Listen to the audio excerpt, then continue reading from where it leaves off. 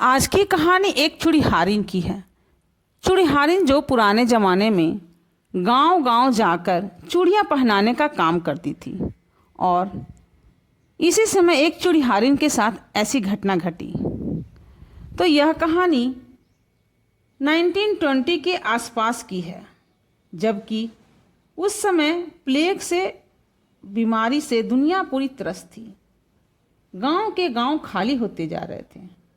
उत्तर प्रदेश में जो गंगा जी के आसपास का क्षेत्र था, वहाँ पर भी बहुत ही प्रचंड प्रकोप था इस बीमारी का।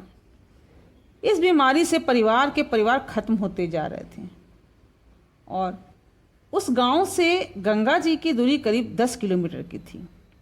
लोग मृतक शरीर को लेकर गंगा जी तक ले जाकर उनका अंतिम संस्कार कर जब लौटते तो देखते कि गांव में फिर किसी दूसरे की मृत्यु हो चुकी है।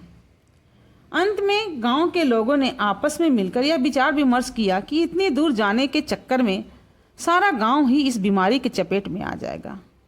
अब लोगों का क्रियाकर्म गांव से 1 किलोमीटर दूर जंगल में जो तालाब है उसी पर करते हैं और उन लोगों ने तालाब पर ही क्रियाकर्म शुरू कर दिया। अगल बगल के गांव वालों की भी स्थिति खराब थी। वे लोग भी वहीं पर अंतिम संस्कार करने लगे। धीरे धीरे समय में परिवर्तन आया और ये बीमारी भी खत्म हो गई। जीवन पुनः अपनी चाल चलने लगा। तालाब पर अब मृतकों का अंतिम संस्कार बंद हो चुका था। अब लोग मरने वालों को गंगा जी के तट पर लिए जा रहे थे। उस समय मजबूरी में तालाब को शमशान तो बना दिया, लेकिन उससे अब उन लोगों की आत्माएं वहीं तालाब के आसपास भटकने लगी। एक तो घना जंगल था, ऊपर से उसमें आम, महुआ, जामुन, पीपल, बरगद इत्यादि के काफ़ी बड़े बड़े पेड़ थे, जिससे दिन में भी सूर्य की रोशनी धरती पर नहीं पहुंच पाती थी। समय के साथ धीरे धीरे सारे जंगल पर आत्माओं का कब्जा हो गया, किंतु सबसे बड़ी समस्या यह थी कि उस जंगल से होकर ही एक रास्ता गुजरता था जो कि कई गांवों को जोड़ता था। उसी जंगल से सटा हुआ एक गांव था जिसमें काफ़ी व्यापारी लोग रहा करते थे, जो उधर से ही व्यापारी के लिए आते जाते थे। जंगल के प्रेत रात में भटकते हुए गांव के पास तक पहुंच जाते थे, परंतु गांव के सीमा पर ही एक बहुत बड़ा पीपल का पेड़ था जिसमें ब्रह्मदेव निवास था। सारे गांव वाले उस ब्रह्मदेव की बड़ी सेवा किया करते थे। जंगल के बीच में एक पुराना बरगद का पेड़ था। उस पेड़ में एक बहुत ही शक्तिशाली प्रेतात्मा रहा करती थी, जो कई बार रात में गांव में घुसने की कोशिश करती, लेकिन जब गांव की सरहद पर पहुंचती तो ब्रह्मदेव उसे भगा दिया करते थे। गर्मियों का दिन था, जेठ का महीना चल रहा था। प्लेग की बीमारी अब खत्म हो चुकी थी। 2 साल बीत चुका था। इस साल गांव में शादियां भी खूब हो रही थी। लोग गर्मी की वजह से सुबह और शाम को ही घर से निकल पाते थे। गांव में ही एक चूड़ीहारों का घर था, जो कि अगल बगल के लगभग 20 गांव के घर घर जाकर औरतों को चूड़ी पहनाने का काम करते थे। घर के आदमी बाहर से माल लाते और औरतें घर घर जाकर लोगों में चूड़ियाँ बेचती। गांव से लगभग 7-8 किलोमीटर दूर एक जमींदारों का गांव था। उस गांव के मुखिया थे ठाकुर गजराज सिंह, जो कि काफ़ी संपन्न और सज्जन व्यक्ति थे। उनकी बेटी की शादी थी। पंडित जी ने बताया कि विदाई का मुहूर्त सुबह 5 बजे का है। ठाकुर साहब ने चूड़ीहारों को खबर भेज दी कि रात को ही चूड़ी पहना जाना। चूड़ीहार तो खरीदारी के लिए बाहर गया था। अब चूड़ीहारिन को ही हर हाल में जाना था। उस दिन भगवान भास्कर भी अपना प्रचंड रूप दिखा रहे थे। चूड़ीहारिन ने सोचा कि थोड़ी धूप कम हो जाए तो निकलती हूँ, और निकलते निकलते करीब शाम के 5 बज गए। ठाकुर साहब के घर लगभग शाम 7 बजे तक पहुँच गई। शादी का घर था। औरतों की अच्छी खासी भीड़ थी। चूड़ी पहनाते पहनाते 10 बज गया। घर जाना भी जरूरी था। चूड़ीहार भी घर से बाहर था और घर पर उसके छोटे छोटे बच्चे थे। शादी का घर था तो घर के सारे पुरुष कार्य में लगे हुए थे। वह ठाकुर साहब को भी संकोच में नहीं बोल पाई और हिम्मत करके रात में ही लालटेन लेके घर के लिए निकल पड़ी। वह बड़ी तेजी से भागी चली जा रही थी। मन में ही बकबक बकबक कर रही थी, घर जल्दी पहुंचकर बच्चों के लिए खाना भी बनाना है। जंगल के पहले वाले गांव से बाहर निकली तब तक रात के करीब 11:30 बज चुका था। वह अंधेरी रात में भागी चली जा रही थी। तभी देखती है कि गांव के बाहर जमुना काकी खड़ी है। वह जमुना काकी को जानती थी, कई बार उन्हें चूड़ी भी पहना चुकी थी। वह काफ़ी जल्दी में थी, भागी भागी जा रही थी। तभी जमुना काकी ने आवाज़ दी, चुड़िहारिन, ओ चुड़िहारिन, कहाँ भागी जा रही है, रुक तो जरा। चुड़िहारिन ने कहा, काकी मैं बहुत जल्दी में हूँ। जमुना काकी बोली, काफ़ी रात हो चुकी है और आगे घना जंगल है, डरेगी तो नहीं। इतना सुनना ही था कि चुड़िहारिन रुक गई। अब उसे सचमुच में डर लगने लगा। बोली, काकी डर तो लग रहा है, पर बच्चे घर पर अकेले हैं और घर जाना भी जरूरी है। काकी बोली, चल मैं तुझे छोड़ देती हूँ। दोनों साथ में चल दिए। आधे जंगल में पहुँचे तो क्या देखते हैं कि तालाब के किनारे अच्छी खासी भीड़ लगी हुई है और काफ़ी रोशनी थी। अंधेरी रात में दिन सा उजाला हो रखा था, जैसे कोई शादी ब्याह हो। नाच गाना चल रहा था। अब चुड़ियाइन को याद आया कि गांव में रहने वाले लोग बोलते हैं कि यहाँ तो भूत प्रेत घूमते रहते हैं। चुड़िहारिन ने घूमकर जमुना काकी की तरफ देखा। काकी मंद मंद मुस्कुरा रही थी। उसने पूछा, काकी इतनी भीड़ क्यों है और ये क्या कर रहे हैं? काकी ने कहा कि आज परमेश्वर जी की बेटी संपतिया का विवाह है, इसीलिए भीड़ है। बारात आई हुई है, चल आ गई है तो चूड़ी पहना दे। पर काकी, परमेश्वर जी की संपतिया की तो प्लेग की बीमारी में मृत्यु हो गई थी। और काकी, मैंने तो सुना था कि आप भी बहुत बीमार थी, आप तो ठीक हो गईं। काकी दहाड़े मारकर हंसने लगी। अब तालाब के सारे लोगों का ध्यान इधर ही था। काकी बोली, मैं भी उसी बीमारी में मर गई थी। अब तो चुड़िहारिन को काटो तो खून नहीं। डर के मारे उसका सर घूमने लगा। तब तक क्या देखती है कि उसके पास औरतों की भीड़ लग गई। औरत कहना गलत होगा, चुड़ैलों की भीड़ लग गई। एक से एक भयानक चुड़ैलें थीं। सारी चुड़ैलें घेर कर बैठ गई। उनके शरीर से बहुत सी बुरी बदबू आ रही थी और चूड़ी पहनने के लिए सारी अपना अपना हाथ आगे निकाल रही थी। तभी थोड़ी दूर पर जोरदार गर्जना हुई। उधर देखी तो उसे करीब 8 फीट ऊंची औरत चलती हुई नजर आई। बड़ी बड़ी आंखें, उलझे हुए बाल, देखकर ही भय लग रहा था। वह जंगल की महान प्रेतनी थी, जिसका स्थान बरगद का पेड़ था।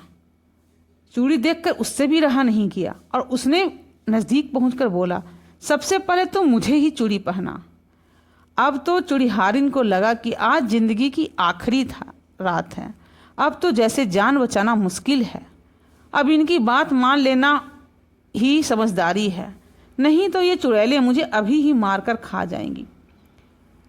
चूड़ी पहनाने के लिए जैसे ही उन्होंने हाथ पकड़ी, तभी देखती है कि पंडित प्रभाकांत शास्त्री जी हनुमान जी का महामंत्र गुनगुनाते हुए आ रहे थे। पंडित जी बाल ब्रह्मचारी थे। गांव में ही हनुमान जी का मंदिर था, उसी में पूजा पाठ करवाते थे। खाली समय में शादी विवाह आदि कर्म कराते थे। उस दिन भी शायद पंडित जी कोई शादी करा के वापस लौट रहे थे। पंडित जी को ज्यों ही उन्होंने देखा, वह तेजी से चिल्लाई, पंडित जी बचा लो। पंडित जी हड़बड़ा के उस तरफ देखे कि ये तो चुड़ैलों के बीच फंस गई है। पंडित जी ने ललकारा, छोड़ दे इसको, नहीं तो अच्छा नहीं होगा। पंडित जी की आवाज़ सुनकर प्रेतनी गुर्राई, पंडित तू जब भी इधर से जाता है तो हम लोग तुझे कुछ भी नहीं बोलते। इसका मतलब यह नहीं है कि तू हमारे काम में बाधा पैदा कर। हमारे बीच में कोई भी चूड़ी पहनाने वाली नहीं थी। अब ये भी हमारे साथ ही रहकर हमारी सेवा करेगी। इस पर पंडित जी ने गुर्राते हुए बोला, ऐसा कुछ भी नहीं होगा। और पंडित जी ने हनुमान जी की भभूत निकाल कर उनकी तरफ फेंका। भभूत पड़ते ही चुड़ैलें बहुत तेजी से पीछे हटी और पंडित जी ने चुड़िहारिन का हाथ पकड़ कर बोला, चल जल्दी भाग यहाँ से। दोनों भागने लगे, परंतु प्रेतनी पर इसका कुछ खास असर नहीं हुआ। वह तुरंत ही संभल गई।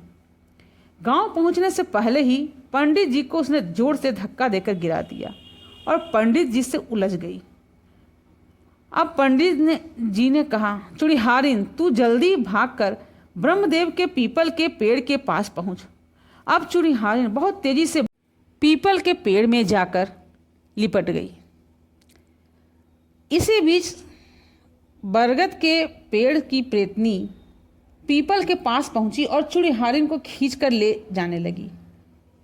यह सब देखकर पंडित जी उदास हो गए और कहा, मेरे साथ आज इस बेचारी की भी जान जाएगी। चूड़ीहारिन को पकड़ते ही प्रेतनी ने पंडित जी को छोड़ दिया। पंडित जी ने द्रवित होकर पहले तो ब्रह्मदेव को आवाज दी कि आपके दरबार में कोई निर्दोष की जान जा रही है, और फिर अपने इष्ट प्रभु हनुमान जी की रो रो कर स्तुति करने लगे।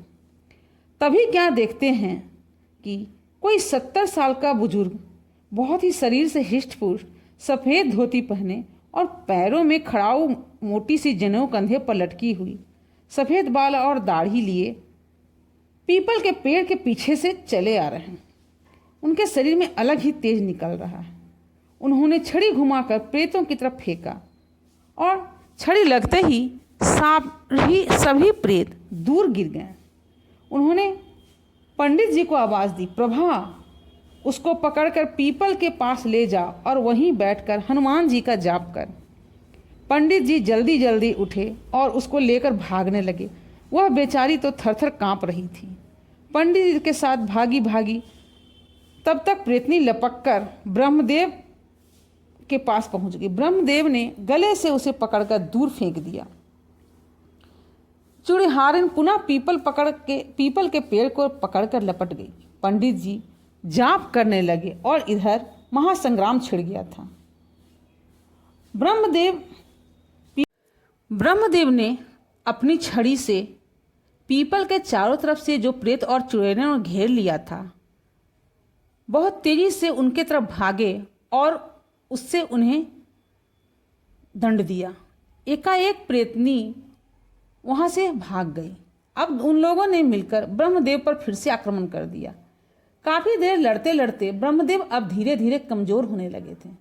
उधर पंडित जी भी हनुमान जी का लगातार जप कर रहे थे। अब प्रेत सशक्त होने लगे। लड़ते लड़ते ब्रह्मदेव भी थकने लगे। भोर के करीब 4 बज गए और देव बेला शुरू होते ही पंडित प्रभाकांत का शरीर प्रकाशमय हो गया और ब्रह्मदेव में प्रचंड की शक्ति आ गई। उसका तेज देखकर प्रेतों में भगदड़ मच गई। प्रकाश होते ही सारे प्रेत गायब हो गए और बरगद के पेड़ पर जा बैठे। तब पंडित जी ने जाकर उस पेड़ में अपनी मंत्र शक्ति के द्वारा मंत्रों का आवाहन किया और उस पेड़ में ही आग लगा दी। बेचारी चूड़ीहारिन की तब जान बच पाई। पंडित जी उसको अपने घर छोड़कर अपने मंदिर चले गए और बजरंगबली को कोटि कोटि धन्यवाद दिया। दिन में जाकर ब्रह्मदेव ने पूजा की और ब्रह्मदेव को उन्होंने धन्यवाद किया। चूड़ीहारिन ने भगवान को प्रणाम किया और पंडित जी को धन्यवाद दिया और अपने घर अपने बच्चों से मिली और सारे गांव वालों को उन्होंने यह बात बताई कि कैसे प्रेतात्माओं ने उन पर हमला किया था और पंडित जी ने उन्हें सकुशल बचा लिया। अगर आप मेरी कहानियाँ सुनते हैं और आपको मेरी ये कहानियाँ अच्छी लगती है तो मुझे सपोर्ट करने के लिए कृपया मेरे चैनल को लाइक, शेयर और सब्सक्राइब करें और बेल नोटिफिकेशन भी दबाएं, जिससे कि मेरी आने वाली नई कहानियाँ आप तक शीघ्र ही पहुँच सके। आपके सपोर्ट से मुझे मोटिवेशन मिलती है, जिससे कि मैं और भी नई नई कहानियाँ आप तक पहुँचा सकूँ।